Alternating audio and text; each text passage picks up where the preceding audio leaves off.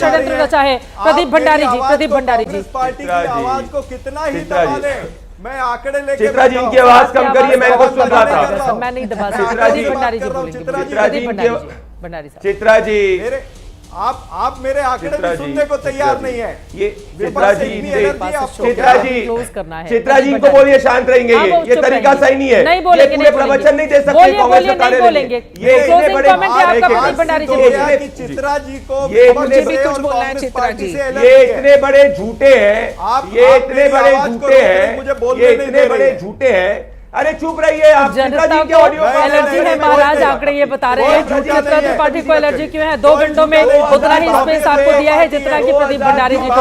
अब तो आप प्रदीप भंडारी को बोलने भी नहीं दे रहे हैं। अभी तो प्रदीप भंडारी आपकी बात सुन रहे थे, उनको बोल तो लेने दे। उन्होंने बड़ा धैर्य दिखाया आपके बोलते समय प्रदीप भंडारी जी, वरना वो आगे की बुलेटिन में आपसे बदला लेना शुरू कर देंगे सर। झूठी में आप ही को नुकसान हो जाएगा। बोले प्रदीप भंडारी जी, क्लोजिंग कमेंट।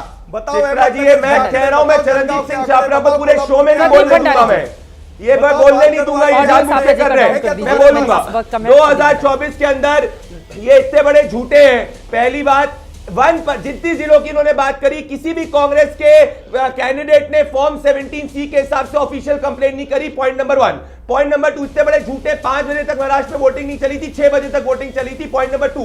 पॉइंट नंबर 3, 2024 के लोकसभा इलेक्शंस और असेंबली में वोटिंग जो वोटर एडिशन में डिफरेंस था 4.26%। 2009 के अंदर भी डिफरेंस था 4.13%। 2009 में कांग्रेस की लोकसभा में सरकार थी और असेंबली में थी। 2024 के अंदर जो है लोकसभा में हमारे आंकड़े कम हुए थे और असेंबली में हमने पूर्ण बहुमत करी, तो डिफरेंस जो है सेम हुआ है 4% का। दरअसल दिक्कत यह है, राहुल गांधी चुनाव हार चुके हैं। He wants to fight the Indian state, इसीलिए वो जनता के वर्डिक्ट को नहीं स्वीकारते। जो लोग जाना चाहते हैं पोस्टल बैलेट पे, ये देखिए पोस्टल बैलेट से बंगाल में चुनाव हुआ था, पेटियां लेके लोग भागे थे और कलकत्ता हाईकोर्ट ने बोला था रूल ऑफ लॉ नहीं है। 40 बार ये लोग गए थे हाईकोर्ट, 40 बार ये सुप्रीम कोर्ट हाईकोर्ट गए चित्रा जी के सपोर्ट से और कहा कि लेकिन हम आपको काश भगवान मुझे इतना ताकत दे दे कि मैं जिसको भी सपोर्ट करूं वो जीत जाए। साहब भगवान करे आपकी जुबान पे सरस्वती जी बैठी हो कि मैं जिसको सपोर्ट करूं वो जीत जाए, लेकिन लोकतंत्र में ऐसा होता नहीं है।